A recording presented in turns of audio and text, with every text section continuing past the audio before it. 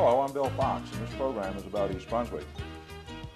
For nearly 73 years now, New Jersey's municipalities have been helped and represented by the New Jersey League of Municipalities. For the last nearly 2 years, I've had the privilege of serving on the executive board of the League and thought that it would be interesting to share with you what the League is, what it does, and some of the issues that confront municipalities in New Jersey today. With me to do that are Jack Trafford, who is the Executive Director of the New Jersey League of Municipalities, and Bill Dressel, who is the Assistant Executive Director. Jack, why don't I start by asking you, what is the League of Municipalities?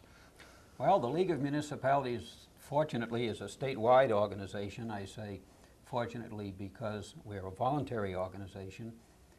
Of the 567 units of local government in this state, we are indeed fortunate in having at the moment 559 members, which I think qualifies us as indeed a statewide organization. And I think the fact that we do have this membership speaks well for the viability of the organization, but more particularly for the commitment that the respective individual municipalities have. They realize that above and beyond their own individual municipal perspective, they're part of a statewide reality, if you will. What happens in another community has a bearing on their community, and it's through the League as a statewide organization that they participate in this dialogue, in this forum. They share problems, they share information. Now, what does a municipality do to become a member of the League? It's very simple, just indicate an interest, desire to participate, and our dues structure is based on population, ranges from a low of $125 to a high of $6,800 for Newark. That's annual. And that's an annual assessment, an annual payment. Let me ask you a question that just occurred to me. The 8 municipalities who are not members of the League, is there a particular reason why? They tend to be very small communities. One community is Paraquari Township in either Warren or Sussex County. It was the proposed site a few years ago for a reservoir. It has almost no structure, no services whatsoever. It's a paper municipality. They're one of the non-members. The other communities tend to be the very small communities where they don't have any development pressures. They just don't see the need, apparently, for participation. When a municipality becomes a member, what do you get by being a member? What do you get for those dues that are paid? And of course, those are tax dollars. Oh yes, indeed they are. Indeed they are. We have a range of services which are available to the municipalities. We have a monthly magazine, New Jersey Municipalities, which is in essence a journal of local administration, distributed throughout the state again. We have an annual conference in Atlantic City, which is the largest municipal conference in the United States. I want to come back to that in some detail in a few minutes. Okay. We have a range of research and information services. We have a range of training services in addition to our annual conference. We have one-day seminars. You've participated in several of those, of course.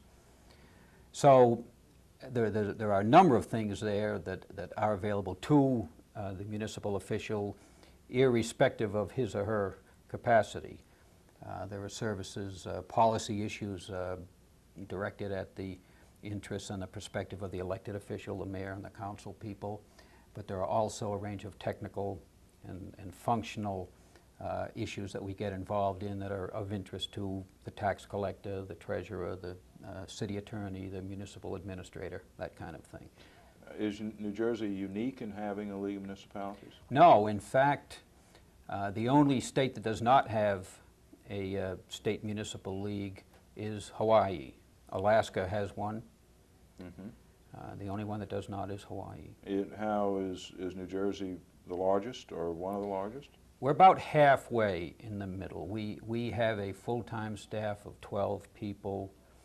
The other leagues range from a low, on the small side, with a staff of 2 or 3 people, to 25 or 30 on the upper end. Now, I'm sure that people have heard of the National League of Cities. How do leagues of municipalities relate to that? What is there a difference, first of all? There isn't a difference in terms of perspective. Each one of the Are they different organizations? Well, no, because each one of the state municipal leagues is a member of the National League of Cities, and in fact, looking at it from the top down, the National League of Cities really is an amalgam of the respective state municipal leagues. In recent years, the National League of Cities created what they call a direct city member relationship. So cities throughout the country may join the National League of Cities on a direct basis, but also every one of the municipalities, by virtue of their membership in the respective state municipal leagues, is a member of the National League of Cities. Let me ask you, Bill, with a staff of only 12, how do you keep up with all of the issues and crises that take place in New Jersey with regard to municipal government?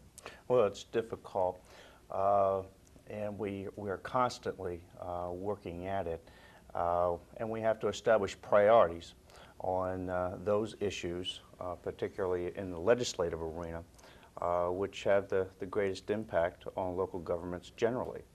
And we do that through our legislative committee, which is comprised of some 80 municipal officials, which reflect the broad spectrum of municipal concerns, from officials from rural communities, suburban and urban municipalities. And we also, they're comprised of the technical groups as well as the mayors and the governing body officials. We have the technical groups, the finance officers, the engineers, the clerks, the administrative folks which make up the municipal family. They provide their input and their expertise in helping us to arrive at positions on bills which have an impact on local government. Does East Brunswick government participate in the legislative committee? East Brunswick is very active. Your finance director, Lou Neely, and your manager, Gregory Fehrenbach, are two active members of our Finance and Taxation Subcommittee. And Lou Neely is chairman of our Pension Study Committee, and Lou has been very active in the past few years in gearing up our involvement in a number of issues. After you decide on a position, and I gather from my own knowledge that this is done by committee activity, and we never get a ballot for each municipality to vote, or very few issues come to the executive board of that sort. What do you then do with that position? Well, we communicate our position on legislative matters in our legislative bulletin, which goes out after each meeting of our legislative committee to every member official. We communicate our position in the League magazine, which is published monthly, and we correspond to the legislators and to the standing committees where the particular bill is directed for legislative action. To get municipal officials involved in a given issue, we also send out special alerts and special mailings to get them to communicate with their legislators and basically get them to vote the position of our committee. Are you what people would recognize as a lobbyist? I'm a registered lobbyist. Jack is a registered lobbyist, and we have two other staff persons who are registered lobbyists. So you are lobbying on behalf of municipalities. Right. It's a kind of a small force against all the other special interests in Trenton. One of the things that stimulated my decision to invite you to be on the program with me is that one of our citizens came to a council meeting the other night during the discussions that were going on about reimbursement for garbage cost, and this was just a few weeks ago, and said, you know, something to the effect, who's looking out for our interests? The League of Municipalities is only there for the cities, and and who's looking out for the suburban towns? Now, I gave him my own answer to that, but I'd be interested in hearing from either or both of you what your response to that kind of assertion might be. Well, I think the fact that we have continued in existence and in fact expanded over these 73 years is a testament to the fact that we've been pretty good over these decades in striking a balance, in recognizing the fact that we are an organization that represents contrasting municipalities. When one drives through the state of New Jersey from the populous northeastern part of the state into the southern part of the state, into Salem County, Gloucester County, you wonder sometimes, where is the common denominator? How can we possibly, as a statewide organization, say that we represent the municipal viewpoint? It occurred to me that trying to do that, you run the risk of impotency.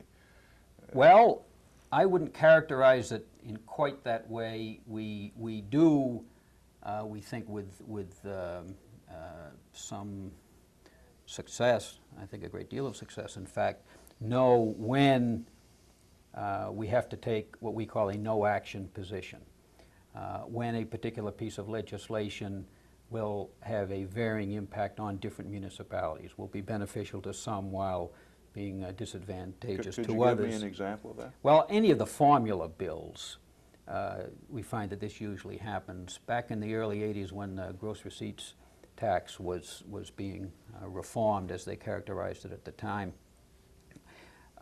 they came up with a formula under which there were winners and there were losers. And in that particular case, we acted as an information medium. We sent to every municipality the tables, and they could see what they were possibly losing under the gross receipts program that they heretofore had received, but gaining under the Municipal Tax Assistance Fund, and then see what the bottom line was and make their own decision. But we have over the years been accused on occasion by representatives of the urban communities of just the opposite of the observation that was made at your meeting, namely that we are dominated by the interests of the suburban communities. Yet we also hear from the suburban communities that at times we appear to be unduly influenced and that we reflect the perspective of the urban communities unduly. I think the fact that perception is there means that we're fairly successful in going right down the middle. But we do try, we're constantly aware of the fact that there may well be a difference of perspective, a difference of opinion. How is the board, how is the league governed? The league is an organization really of committees.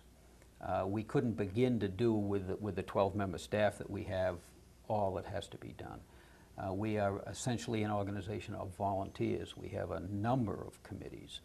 The main committee being, of course, the executive board, on which you serve. The executive board is comprised of either a mayor or an elected governing official from a municipality in each one of the 21 counties. Are there members other than those 21? Actually, we have a board of 25 because we have 3 vice presidents and a president, and they represent whatever county they originally were elected to the board as representing. So in some instances, in 3 counties, we have some floating seats. Mm-hmm. And they tend, as logic would dictate, I think, they tend to go to the more populous counties. Bergen County, with 70 municipalities, has 2 seats, for example. Mm-hmm. Essex County, which is a study in contrast because we have Newark, and then, of course, we have the suburban communities. They have 2 seats. Newark has 1, and the other seat goes to one of the suburban communities. The pardon me. The annual meeting is a big event of the league, and the thing that I know many people focus on.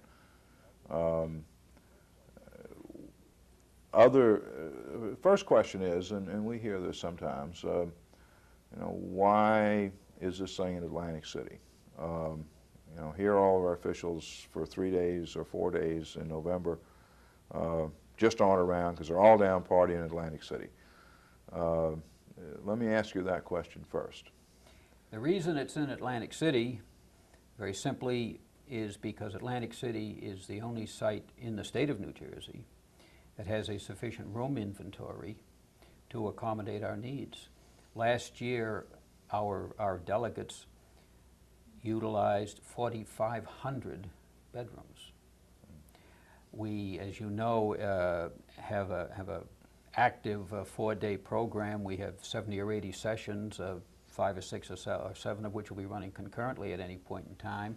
So we would also, in addition to the bedroom inventory, we would need meeting room facilities, convention facilities, which would be adequate to handle those kinds of numbers. We have well over 400 commercial and governmental exhibits which are a part of the conference, so we would need a facility similar to what we use, which of course is the convention hall. Has the meeting been in Atlantic City for a while, or did you just go there when the casinos opened? No, indeed. That was when we wanted to leave, and if we had been able to identify any other location, I think we would have left. We have been going to Atlantic City. Well, I've been with the organization 30 years, and we had been going many years when I arrived on the scene in the late 50s. I have heard that the only years that we did not go to Atlantic City were during World War II, when the East Coast was down, was dark, as they said, and the hotels, in many instances, the big old classic Atlantic City hotels were military hospitals used for national defense in one way or another. So in those years, we held our conference in New York. But the minute the war was over, we were back to Atlantic City. You mentioned that the meeting consists of a lot of sessions and meetings. What kinds of things go on there? Well, there's a mix. There's a mix between the policy, the current issue kinds of sessions, the cost of solid waste, the insurance crisis, for example, state planning issues. Those are the kinds of policy issues that we have a number of sessions on. But then we also have sessions, again, which relate to the technical and functional and professional areas. We are for example? Well, again, the assessing function, the tax collector's function, the health officer's perspective. We are an umbrella organization in the sense that we have affiliated with us 17 of these allied associations, and they in turn are statewide associations. They have their own leadership, their own organization, but they are affiliated with us, and by virtue of that affiliated status, or because of it, they meet with us in Atlantic City and put on a large number of programs. We also try to have sessions for newly elected officials, as opposed to the old-timers such as yourself, who've been around for many, many years. I think that's the first time I've ever been called an old-timer. An old-timer. How many? You may have said it earlier. What's the attendance at the meetings? The municipal delegate attendance is slightly over 5,000, but when you factor in the exhibitors, the speakers, various other people who make it all fall in place, it's over 11,000. Wow, that's an awful lot. It's the largest municipal conference in the United States. Is it worthwhile? We think it's extremely worthwhile. Every year, the very same news accounts which observe that everybody is in Atlantic City and no one's minding the store in the municipal building, sometimes also question publicly whether or not it's all worthwhile, whether or not the taxpayers' money is being well spent in Atlantic City. We feel that it's being very well spent. The information, the knowledge that an official can bring back from one of these meetings, keeping in mind again that just as no man is an island, no municipality is an island unto itself. And many of the problems which may be confronting a particular community have already been confronted and possibly solved in another community 6 months ago or 6 years ago. And by bringing everybody together, there's an exchange of information which is extremely useful, and in the long run can save the taxpayers considerable money. I have to say that I've never gone to an annual meeting that I haven't come back with at least one idea that I could employ here in East Brunswick that's been useful or helpful in some way. Bill, I know you have a special interest in the exhibits that go on at the meeting. How about telling us a little bit about that?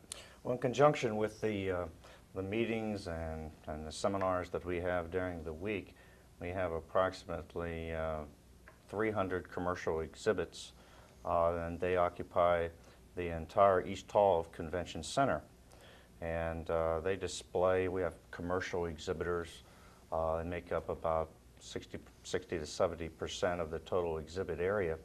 And they display everything from paper clips to backhoes, computers, anything that the local government official is interested in as a product or as a service.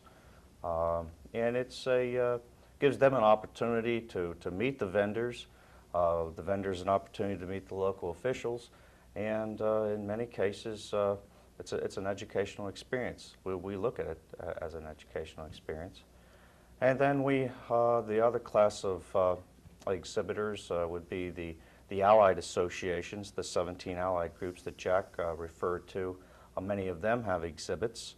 And then we have state exhibitors and other nonprofit groups and organizations that want to meet the municipal officials and have an opportunity to talk to the municipal family. Having 567 municipalities, it's hard to go around knocking on municipal doors. So this is an opportunity for all of us to get together and to meet the private sector and some of the state officials. As a footnote, I think, to Bill's comments, we try to ensure that the exhibits have products and services which relate specifically to the municipal marketplace. We will not we will not rent space to a vendor who just has a general consumer product, no reflection whatsoever on the nature of the product. But we will not take that kind of an exhibitor because he doesn't have a particular product which is of use to the municipality. So as Bill was saying, it's kind of a yellow pages shopping directory for the municipal official, and really it's an extension of the educational side of the program, the meetings and workshops, because it not only it benefits the vendor, because as Bill said, it makes it possible for them to visit with a number of municipal officials without traveling around the state, but it's a two-way street. It gives the municipal official the opportunity in one place during those 4 days to visit a wide range of vendors and see the products, see what they're offering, and I think that helps them to make a more informed, better judgment in terms of what they're going to purchase for their community. I know one of the things that occupies a fair amount of time on the program is so-called consultation periods with municipal officials, where they're able to go and talk to an expert in one thing or another. Does that continue to be something that's worthwhile? Indeed, it does. It's a low-key, kind of a low-profile kind of a thing in a way. On occasion, I've tried to interest the press, the media, in doing a feature on the consulting period, because, again, it is a real cost-saving program for the local official, because it consists, as you know well, of 100 or more informal consulting tables, which hold 10 people, each one of which is manned by a state or a local or a federal either administrator or an expert of one kind or another on the subject at hand. And folks just come in and mill around and sit down and ask some questions and listen to some discussion and leave and go to another table. And again, it gives them exposure to the administrators of the key programs that they're dealing with all year round. You can imagine the time and the logistics that would be involved, and the time away from the job on site, visiting Trenton on a series of appointments with the officials in the State House that they want to see, and here they are all in one place. So in a way, if we look upon the conference as an exchange medium, the consulting period in a way best personifies that of any of the sessions. Let me, it's not about the league, but let me put you on the spot for a minute. Is 567 municipalities too many? That is a question which comes up periodically. There have been a number of consolidation studies, as you know, I'm sure. The last successful consolidation study, successful in the sense that it resulted in a consolidation, was 38 years ago now. It was in 1950 when then Landis Township consolidated with the then borough of Vineland and formed the city of Vineland. It was in 1950. Since then there have been a number of studies, none of which have been successful, although several have become referendum questions. They've gone on the ballot. But for one reason or another, the citizens have not voted for them. Now, we often hear that, well, the reason we don't have more consolidation is because the elected officials are jealous of their fiefdoms and they don't want to give up their turf and they don't want to merge. Well, I think we have to keep in mind that the elected officials are nothing more or less than an extension of the desires and the needs, the perceived needs of the citizenry. It's the citizen who votes on these questions. It was the citizens who voted down the consolidation questions when they came on the ballot. I don't know that anybody has made a serious analysis as to the reasons, but one of the reasons which is most often cited is that invariably there will be a temporary shift in cost. One municipality may have to absorb the regional school district obligation of the other municipality, whatever. In the short run, the taxes will go up in one municipality, notwithstanding that they may level off or even go down in the out years, 5 years, 10 years down the road. But in the immediate years ahead, there's a financial impact, which the voter tends to feel in many cases is not worth the effort, so they vote no. Interesting.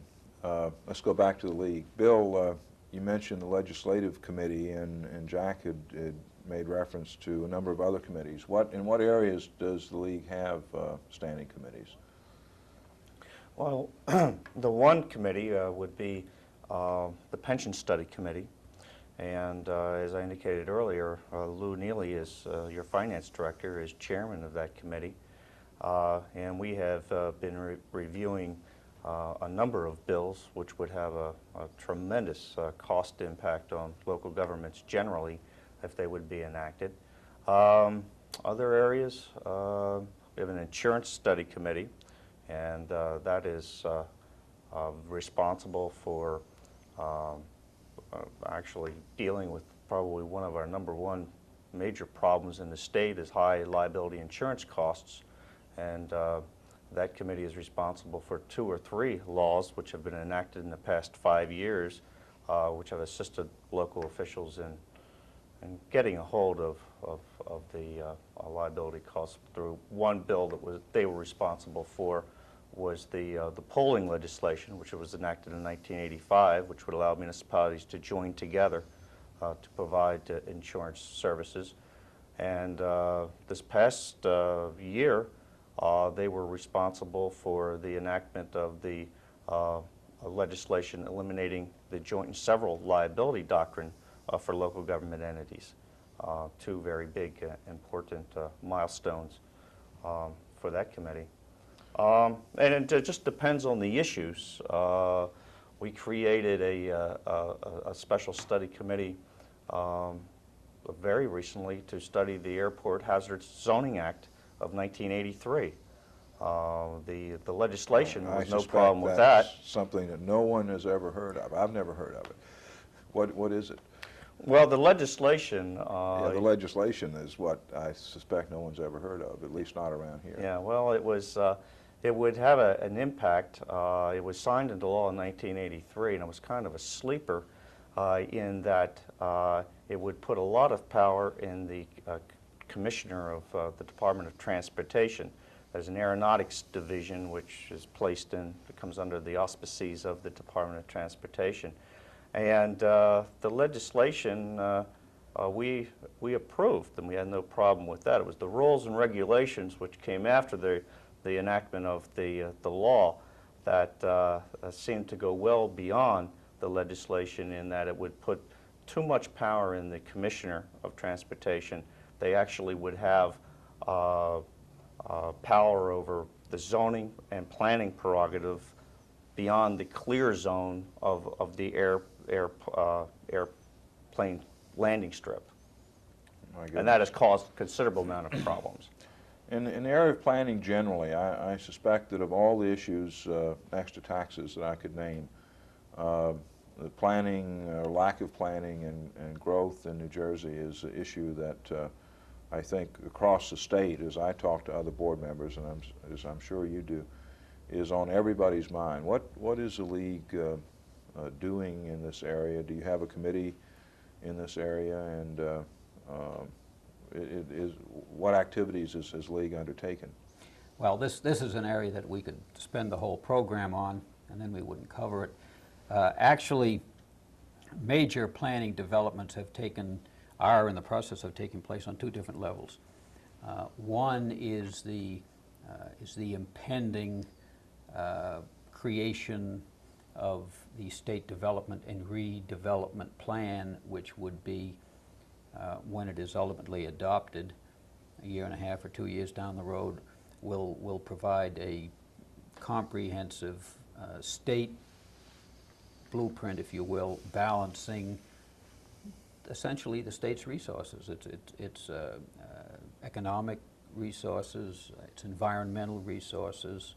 It will balance the need for continued growth, continued economic development with an equally clear need to preserve our open space, our agricultural areas, and so forth. And I'll come back to that, if I may, in a minute. The other area has a somewhat narrower focus, and that is a regional planning issue, the so-called growth management issue, which tends to be thought of in terms of county-wide planning, the county being the area of regional perspective. The League is very concerned about both of these developments. We've played, we think, a major leadership role. Why is the League concerned? We are concerned because, with regard to the need for a state plan, I don't see how any thinking person who is at all concerned about the future of the state can think for a moment that we can exist just going on developing willy-nilly the way we have in the past. We're either going to concrete the whole state over, or there's a spokesman in the Department of Agriculture who says that New Jersey's last crop is going to be concrete. Well, I hope not too. I'm not advocating the perspective of the Department of Agriculture in particular, but that is one of the bad case scenarios, which of course could develop if we don't make some attempt, have some kind of guidelines for balancing development in the state. On the regional level, and that's a level which is a little more intimate, it's something that we face in our everyday lives, call it growth management, call it area-wide infrastructure coordination, call it what you will, but the simple fact is that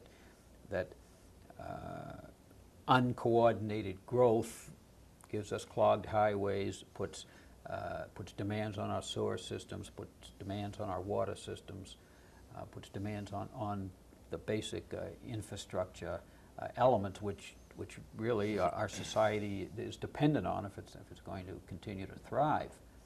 We have created within the League a Blue Ribbon Committee, a Growth Management Committee, which has been meeting for a year and a half. It's a Blue Ribbon Committee in the sense that it has several board members. In fact, 3 of our 4 officers are members of the committee. Several members of our legislative committee are members of the committee. We have a number of county officials where, coincidentally, a municipal official is also a county official, so we have the county perspective from those individuals. We have professional and lay planners, we have engineers, so forth. And that committee has been meeting for a year and a half. And the committee has come up with a policy position a set of proposals, if you will, which we feel successfully, realistically balances the need to maintain the home rule perspective, and after all, that's a business that we've been in for almost 8 decades now, advocating the home rule perspective. But the approach that we're taking balances that perspective with the need for an area-wide coordination, which is a little broader than the individual municipal perspective. Is it possible to summarize that, or is it? Yeah, I think so I lengthy? think I can. I think I can. We have opposed recent overtures to transfer major planning powers to the county. We don't think that that's necessary. We don't think that in order to address the growth problems that we're talking about, that you have to empower the county, give the county zoning powers, give the county the kind of comprehensive powers that we see in the municipal master plans.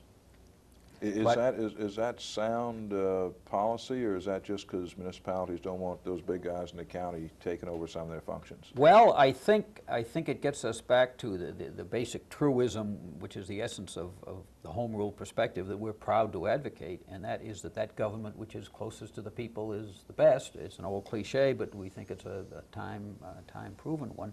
We think that the citizens in their respective municipalities within a particular county, their elected officials, their appointed planning and zoning board members are better equipped to make decisions on behalf of the folks in that community than are the freeholders or somebody sitting in Trenton. Now, what we have recommended in order to cross this bridge, if you will, between the home rule perspective and the area-wide perspective is a set of proposals which basically say that there must be some kind of a coordinated county-wide planning mechanism, but which will have some mandatory coordinating powers, or else you just have an amalgam of all the respective plans. We feel that there should be an integrated, mandatory integrated county plan covering, again, the 4 infrastructure areas of water, sewage, drainage, and transportation. And that this will start at the bottom. The county plan will reflect the respective municipal plans. It will build up, so to speak, from the bottom. But what do you do? What do you do when obviously the planning objectives, the land use patterns in community A may be different from community B or from community C? How do you relate these to the existing infrastructure capabilities, in the sewer system, the impact on the roadways and so forth? Well, the way in which we would reconcile these differences of opinion and end up with an integrated whole, so to speak, would be through the creation of what we call a LUAB, a Land Use Arbitration Board.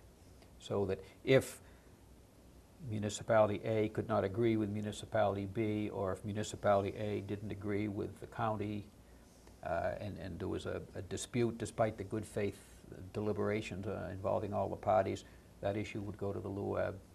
Essentially, it's an arbitrating mechanism which would have binding arbitration authority, so that you eventually would create this county plan, which would have these 4 integrated infrastructure elements within it, which we think will go a long, long way in solving the kinds of overgrowth problems that we see on Route 1 and in many of the communities along the corridor. Wouldn't the desire for home rule and zoning go away if reliance on the property tax was reduced? That certainly is a factor, the ratables chase. That certainly is a factor. But when we contemplate the alternatives, in the past, the ones that immediately come to mind are either a county-wide property tax or a statewide property tax. Both of those proposals have been politically unacceptable.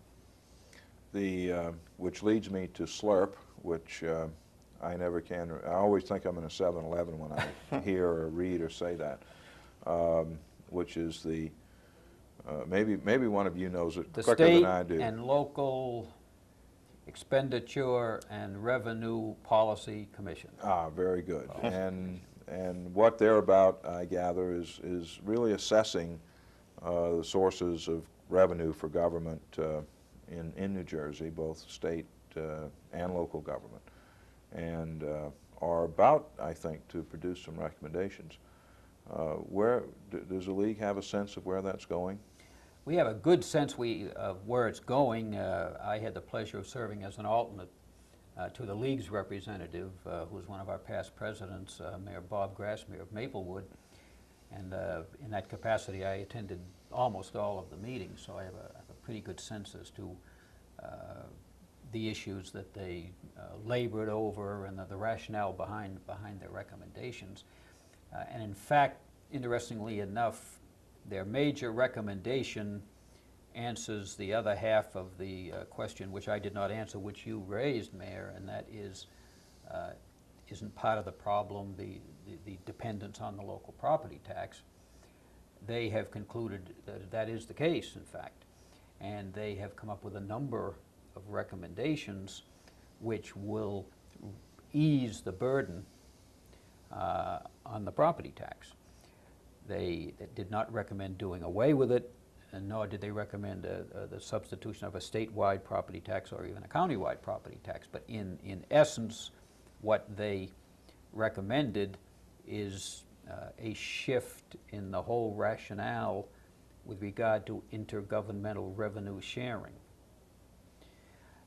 They have proposed a body of recommendations which would produce something over $1 billion. Is that new money? Depends on your perspective. It's new money for municipalities. It is new, well, for the taxpayer, because $300 million of it will go for school relief. The remainder, however, will go for municipal relief in one way or another, but the bottom line is the municipal property taxpayer will have their burden lightened in the amount of slightly over $1 billion. Now, is it new money? No, it's not new money. As a member of the commission said early on, and he was making a joke, but he was right on target when he said, gentlemen and ladies, unless we discover oil in Somerset County or some other place, we're in trouble, because there is no new money, of course. What they have recommended is a shift, and this is interesting. They have recommended a shift from one tax source to another tax source.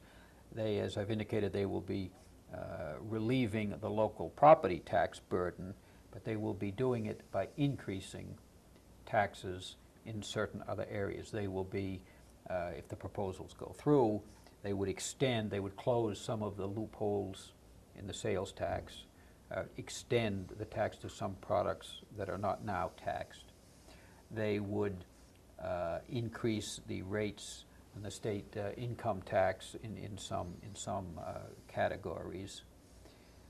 They would propose removing the homestead rebate and the Lynch-Ford credit, which in and of itself represents something in the neighborhood of $500 million.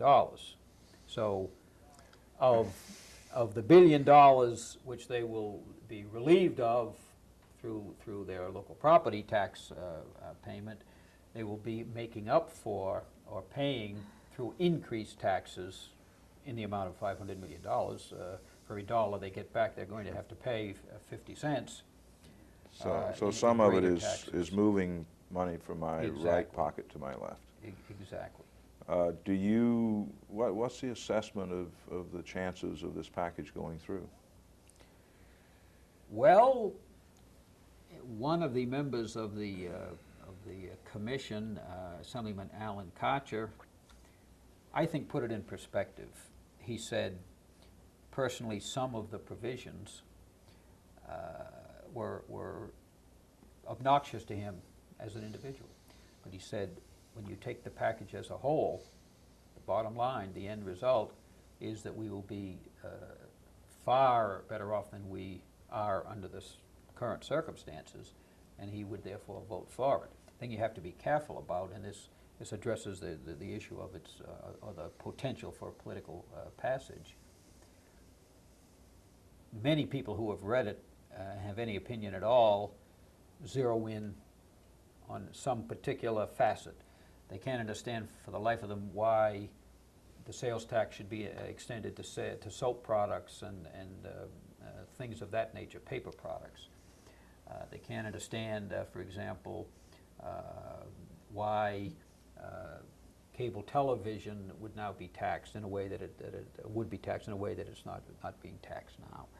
They don't see why the consumer would pay a sales tax on their individual cable bill, for example, their monthly bill.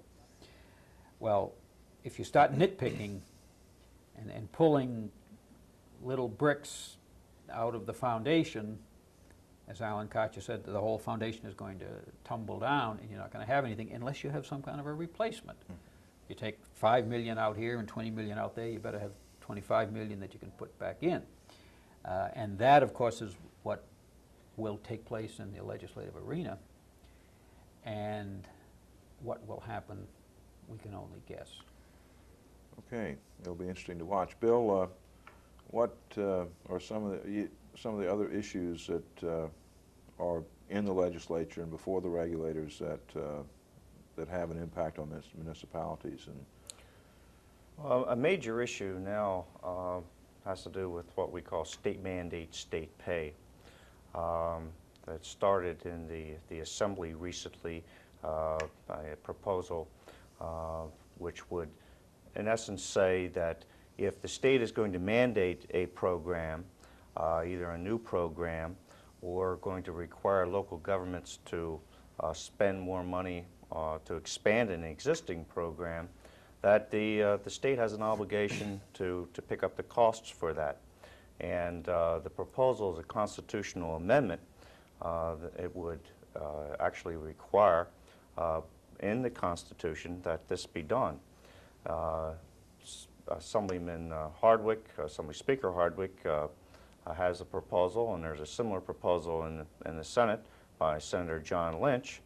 And we hope to see some movement on that legislation shortly. what kinds of programs or examples that would be covered by that?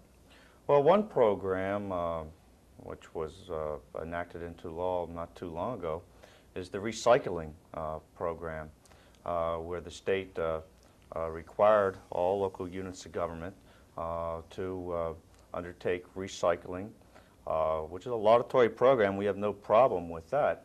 But for a number of communities who did not have programs, for them they had to go out and make substantial outlays of monies for equipment, for warehousing, costs for educating the public, and tremendous costs. Right here in East Brunswick, we Right, did. in East Brunswick, right.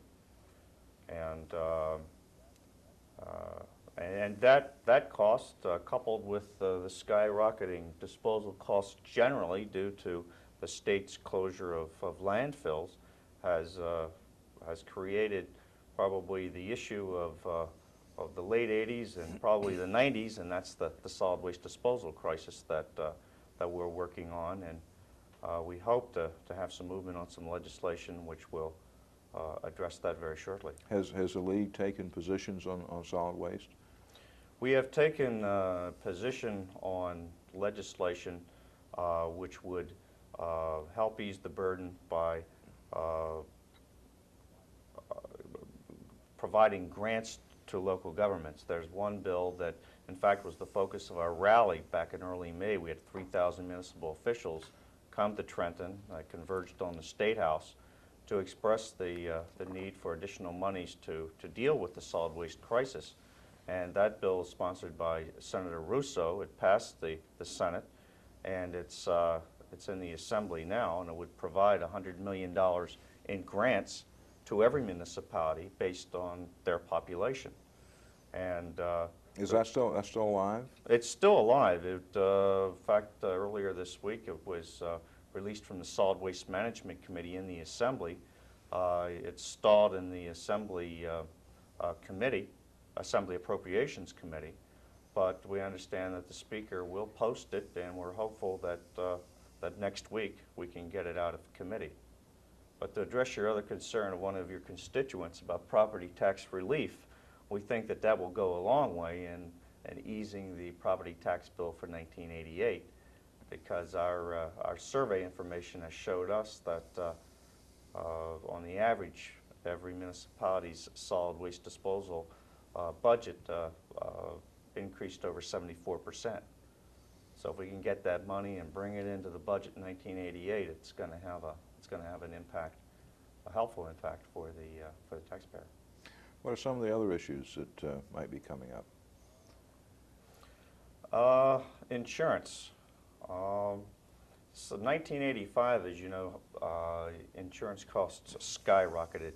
A number of reasons for that. And since that time, the costs, particularly at the primary levels, we're starting to see up to the $500,000 level. Seeing the insurance market come back into the municipal business, and we're seeing more competition at the primary levels and up into the mid layers up to the $2 million levels. When you get above the $2 million up to $20 million, what they call the excess levels, there's a tremendous problem. And in fact, the insurance industry is not writing any insurance now for such high-risk areas as child abuse, asbestos, and environmental areas. So we have put together some legislation with Senator Lesniak and Assemblyman Loveys, which would provide an intergovernmental excess liability fund where every local government entity, municipalities, school boards, counties, authorities, would pay a premium based on their risk, based on their exposure and size, into this fund. And we think that they would get coverages from the $2 million up to $20 million per occurrence. Mm-hmm. That legislation has passed the Senate. It's in Assemblyman Lovey's committee, and we hope to see some movement on that, if not before the summer recess, hopefully in the fall.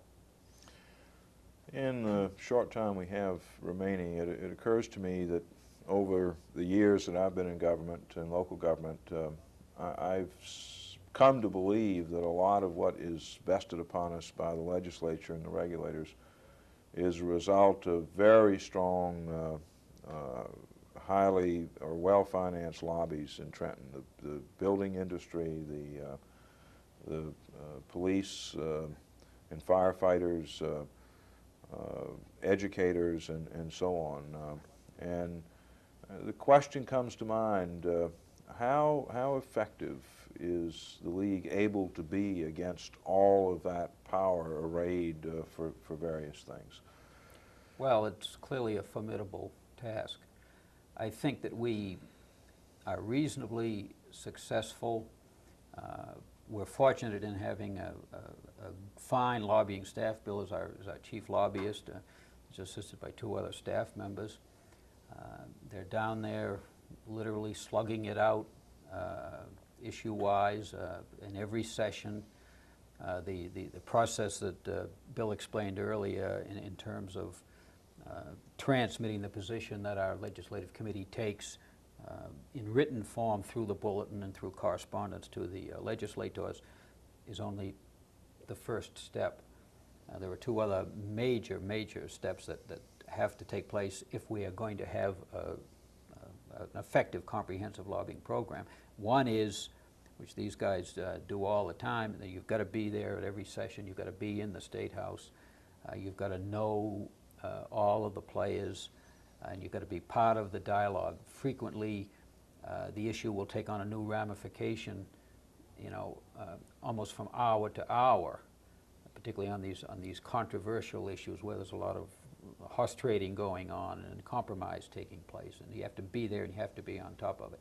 And finally, and most importantly, the reason we send the bulletin out to every municipality in the state is so that the officials in the municipalities around the state can play their role, and it's really their role that is the effective one, because it's you, Mayor, and your colleagues and the citizens whom you can acquaint the issues with are constituents of the respective legislators. So it's your perspective and your pressure and their pressure which is going to be very, very effective in combating the interests which you've illustrated, which you've pointed out, which come from many, many different sources.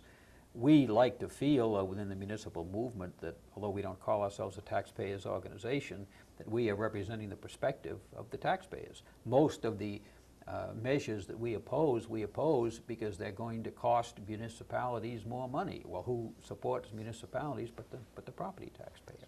That's right. But for it to work, everybody on the local level has to supplement and pick up the ball and get in there and make the contact and bring the pressure in their own way on their legislators. Okay. All right, I want to thank you both very much for being here and coming up from Trent to join me on this program. Thank you, Mayor. Thank you.